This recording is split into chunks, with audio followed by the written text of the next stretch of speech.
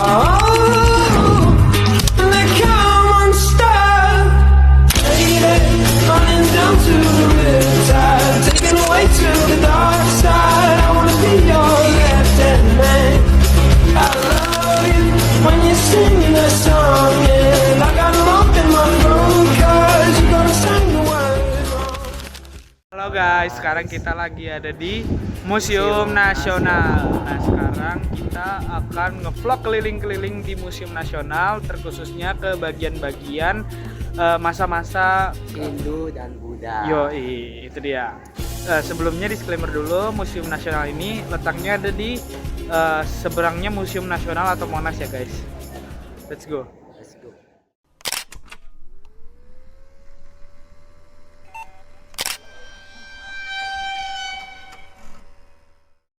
Sekarang kita lagi di Museum Nasional. Nah ini kita nggak tahu, tadi baru datang, nemu bapak-bapak random.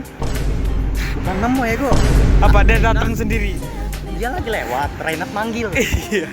Apa? Ada apa tahu nggak tiket di mana? Nah, gua bapaknya nawarin tiket eksklusif. Yoi, tiket eksklusif. Tahu nggak eksklusifnya apa? Ditawarin gratis naik tank ya teman-teman. Wah gila. Jadi sekarang kita mau naik tank. Tuh Reynard dengan bapak-bapak random itu. Nah ini ada kereta. Ini ada Dit. Tahu nggak apa? Siap-siap nanti abis ini pas naik tiba-tiba kebangun-bangun ada di barak militer. Yoi. Sekarang ada di apa tuh? Ada di apa tuh? Pertahanan apa tuh? Pertahanan nasional apanya? Yang di balik itunya? Oh, Badan Pertahanan Nasional. BPN. Oh gila luas banget ya. Kalau DPR jauh bang, buat di sini. Kasih Pak. Dapat kipas guys. Let's go. Oh ini gimana cara megangnya? Kenalkan ini gedung Kementerian Pertahanan. Oh iya. Nah ini cagar budaya tipe A ini tidak bisa tidak boleh dipugar atau dibongkar. Kalau bakal fakultas hukum di UI itu ada di sini dulu. Begini juga dulu pernah dimayangkan pahlawan kita atau Usman dan Harun sebagai tokoh atau pahlawan kita yang dieksekusi oleh pemerintah Singapura karena melakukan pemboman.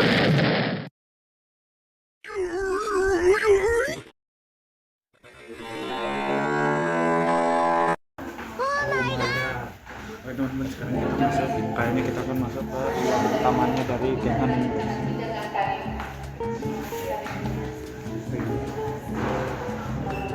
Gua jangan goyang-goyangin gua, Cok. Oh, ini pintu utamanya teman-teman. Tadi kan kita masuk dari samping. Ini pintu utama yang tadi kita lewatin bareng bapak-bapak.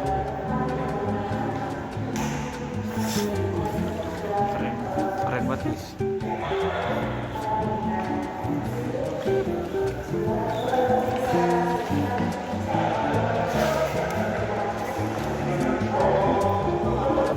Itu kita bisa lihat di atas. Itu ada senjata teman-teman. Ini senjata lama yang ini juga ada keris.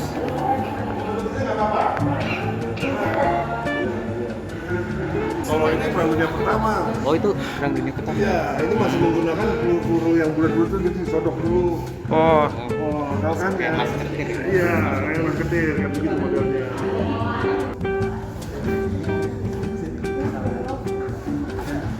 ya oke teman-teman, seperti yang dijelaskan, ternyata ini tuh senjata yang ada di perang dunia pertama. Ada keris-keris yang berasal dari zaman Majapahit. Keren.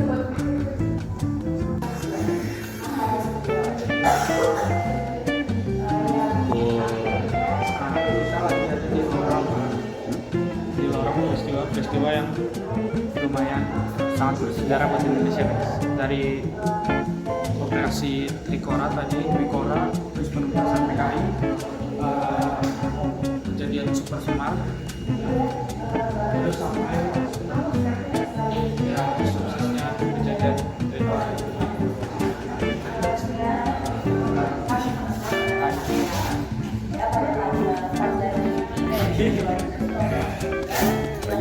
ayam. Gue bisa.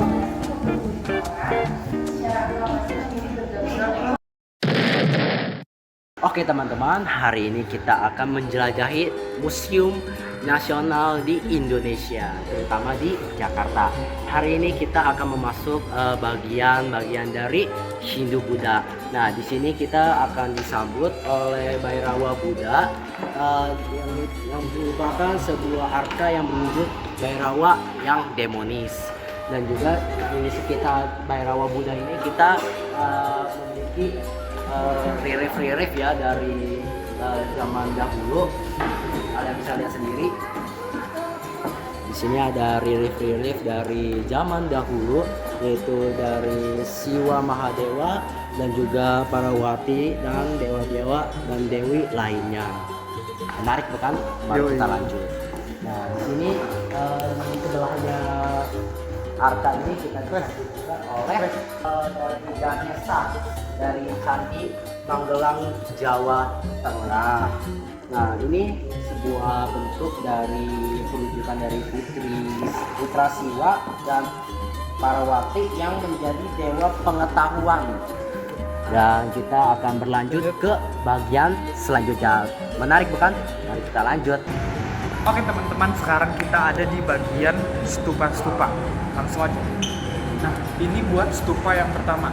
Stupa ini diambil dari Candi Borobudur yang terletak di Magelang, Jawa Tengah. Nah, stupa ini bernama Tatagaya Amitabha. Stupa ini juga mengartikan sebagai Buddha adalah cahaya yang tanpa batas. Ini yang seperti ini, ya seperti yang kita lihat itu melambangkan meditasi, seperti kayak lagi berdoa gitu, meditasi. Lanjut aja. Sekarang kita masuk ke Tathagata Ratnasambhava. Nah, dia ini sama juga stupa yang diambil dari Candi Borobudur Magelang, Jawa Tengah. Tangan yang seperti ini melambangkan sebuah pengabulan dalam keinginan yang kita utarakan. Ini juga tangannya melambangkan dia lagi memberi sesuatu, makanya stupa ini dibilang pengabul keinginan. Sekarang kita lanjut ke bagian sana. Ini stupanya namanya Tathagata Amoghasiddhi. Nah, Buddha ini penguasa utara, artinya dia terletak di bagian utara dari Candi Borobudur. Terus juga tangan yang seperti ini dia melambangkan perlindungan. Lanjut ke bagian satunya lagi. Ini ada Tathagata Aksobhya. Artinya dengan tangan yang seperti ini dia melindungi. Dia melindungi dengan arti Buddha yang tak tergoyahkan. Tangan yang begini dia kayak seperti menyentuh bumi, dia melindungi bumi. Nah, stupa yang bagian ini dia terletak di bagian timur dari Candi Borobudur. Nah, ini adalah Panca dan Prasasti Amoghapasa. Nah, prasasti ini dia memuat angka tahun yang berbeda-beda. Prasasti ini berapa tahun 1286 Masehi dari periode Singasari. Nah, teman-teman, di balik dari prasasti ini ada tulisan-tulisan, Bang. Nah, ini tulisan-tulisannya mungkin di kamera nggak terlihat, tapi ini ada ukiran-ukiran. Prasasti Telaga Batu. Mungkin kita beberapa udah ada kenal. Prasasti ini isinya kayak tulisan-tulisan kutukan-kutukan terhadap siapapun yang melakukan kejahatan, teman-teman.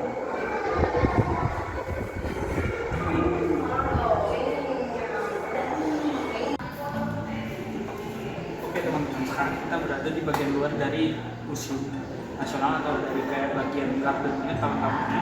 Nah, di sini terdapat sebuah relief Nah, relief ini ditemukan di Mojokerto, Jawa Timur. Nah, relief ini menggambarkan satu bangunan bertingkat, taman dengan pepohonan, sepasang laki-laki dan perempuan dan seorang pengasuh atau yang bisa disebut pada zaman itu embar.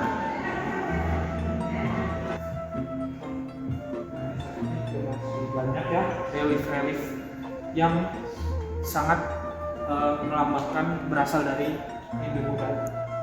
Nah, ini sekarang kita masuk ke sini.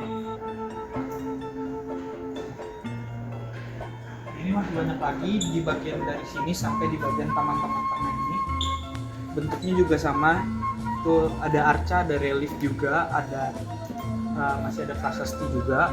Jadi ini memang di bagian ini bukan melambangkan sih sebenarnya. Ini tuh berasal dari zaman Hindu-Buddha yang dilestarikan teman-teman. Nah, teman-teman, ini adalah salah satu nakara atau bisa dibilang kendaraan Dewa Baruna dan Dewi Gangga yang sering kayak dipakai buat menghiasi candi-candi yang ada di Hindu-Buddha. Candi-candi Hindu-Buddha. Ini juga menjadikan simbol kekuatan dan perlindungan. Kalau dilihat bentuknya kayak ayam ya guys ya. Kayak ayam. Terus lanjut di sebelah sini juga ada sama bentuknya hampir sama. Dari kegunaannya juga hampir sama sebagai kendaraan dari dewa dan dewi. Sekarang kita lanjut ke bagian ini ada berpala juga. Ini salah satu arca penjaga yang ditempatkan di pintu gerbang suci atau tempat yang disucikan di masa Hindu-Buddha. Itu udah gede banget guys. Ayo kita ke sana.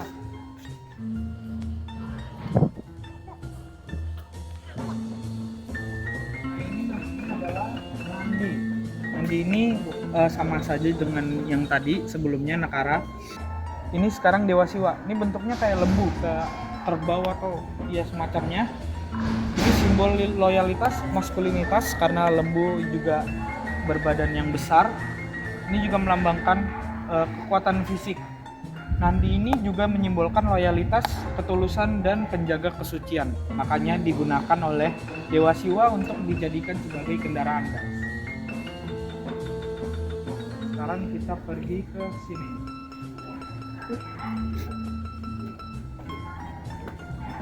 Di sini sama aja makara, sama seperti yang di bagian sana tadi. Ada dewanya? Hah? Ada dewanya? Oh iya, kayaknya sepertinya orang, cuma nggak dijelaskan juga di penjelasannya. Intinya ini seperti hewan mitos yang kayak hybrid gitu. Dia hidup di air, makanya namanya Gajah Mina karena dia ada belalainya guys ya. Tapi nggak tahu nih belalainya di mana. Bingung. Lanjut, di bagian sana juga ada nakara yang sama. Sekarang kita nggak tahu, rasanya kita masuk guys. Oke teman-teman, sekarang kita masuk ke bagian dalam. Nah, bagian dalamnya ini isinya tadi ada beberapa prasasti ya? Iya, Berapa prasasti sama art kayak semacam art yang tempat buat tulisan apa sih Ren namanya? Prasasti. Oke, kali ini kita ada di bagian prasasti yang ini Hindu-Buddha. Di sini kita ada prasasti dari Condogeni. Itu ditemukan di Desa Pundak, Ulung, Ponorogo atau Jawa Timur. Nah, di prasasti ini mengisikan tentang sikap teladan terhadap amarah kedua. Ini adalah relik yang diisikan itu. Selanjutnya relik kedua adalah relik dari prasasti Gajah Mada yang ditemukan di Jawa Timur. Nah, prasasti ini diisikan tentang peringati pembukaan Sayani atau terbangunnya monumen suci. Jadinya ini sebenarnya ditutup untuk memperingati monumen-monumen suci yang telah diciptakan pada saat di Singasari. Selanjutnya, Oke guys, kita pergi sekarang ke prasasti yang di tengah-tengah ini. ada namanya prasasti Yupa atau bisa bilang muara papan kelima. Prasasti Yupa itu ditemukan di Kalimantan Timur. Nah, prasasti ini berisi bahwa Yupa ini ditulis sebagai peringatan atas sebuah sedekah yang telah diberikan oleh Raja Mula Warman yang berupa sesebuah minyak tekstil dan lampu dengan malai. Nah, ini juga salah satu prasasti yang sama, yaitu prasasti Yupa. Jadi bedanya yang keempat, ini yang juga yang ketiga, yang kedua, yang ini pertama.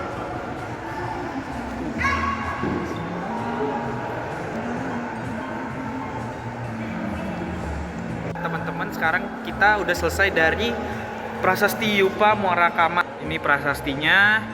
Dan sekarang kita akan menuju ke bagian prasasti Tugu. Ya. Jadi kalau prasasti itu pasti akan ada banyak bentuknya ya. Kalau di bagian sini kan ada bentuk yang seperti tugu, ada bentuk yang seperti tiang, ada juga bentuk yang seperti tablet di bagian sana lagi, atau bahkan bagian dinding. Untuk yang prasasti tugu ini diambil dari Kampung Batu Tugu, Tugu Koja, itu Jakarta Utara. Prasasti ini menjelaskan menyebutkan tentang dua sungai atau kanal, yaitu Canda Baraga dan Gomati, serta sungai Canda Baraga telah terjadi terlebih dahulu dan airnya mengalir hingga ke laut, melewati istana Raja Kenawarman yang termasyhur. Sungai Gomati yang berukuran 1.122 tombak atau kurang lebih 12 km ini dikerjakan pembuatannya pada tahun ke-22 masa pemerintahan Purnawarman dan diselesaikan dalam waktu 21 hari. Gila, keren-keren banget ya guys ya. Ini ada pokoknya prasasti-prasasti di sini juga beragam banget karena bentuknya juga berbeda-beda dan artinya juga berbeda-beda. Mulai dari ini nih. Mulai dari tadi prasasti Tugu, terus Kedukan Bukit, terus ini juga ada Munggu Antan, terus Kota Kapur, terus sama prasasti Siwa Gerhani. Banyak juga. Oke teman-teman, sekarang kita udah selesai membahas tentang prasasti-prasasti yang ada di sekitaran sini. Sekarang kita akan lanjut ke bagian prasasti yang selanjutnya. Di sini itu ada prasasti Kampang Putih yang bentuknya seperti itu mendirikan dinding.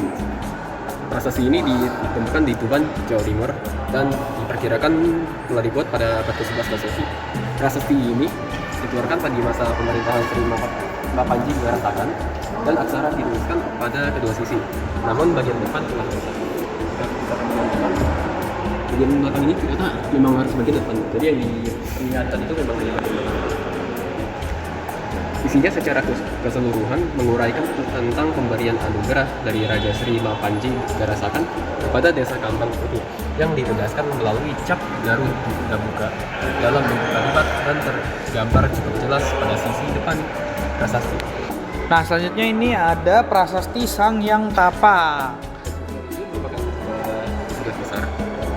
Prasasti ini merupakan bagian kedua dari kelompok prasasti bernomor inventaris D73 dan D97 berdasarkan inventaris museum ini. Karena jika kita perhatikan dalam berbagai prasasti atau candi yang ada di bagian museum ini, kalian itu kadang akan menemukan tulisan putih seperti D97 atau D44 untuk katanya itu bisa untuk menandakan atau mengurutkan candi-candi yang ada. Bisa dibilang secara kronologis juga lah kalau baca dari nol sampai. Sekarang teman-teman, sekarang kita udah selesai dari bagian dalam museum yang menjelaskan tentang kayak prasasti-prasasti, terus juga arca-arca, sama ada beberapa relief-relief ya yang mungkin kayak menjelaskan salah satu sejarah dari yang bisa diambil dari kerajaan Hindu-Buddha. Oke teman-teman, kita sudah selesai tour dari museumnya. Terima kasih menonton, udah nonton. Bye bye. Halo guys, sekarang kita lagi ada di Museum Nasional. Nah, Museum Nasional ini letaknya keren dan mumpet keren.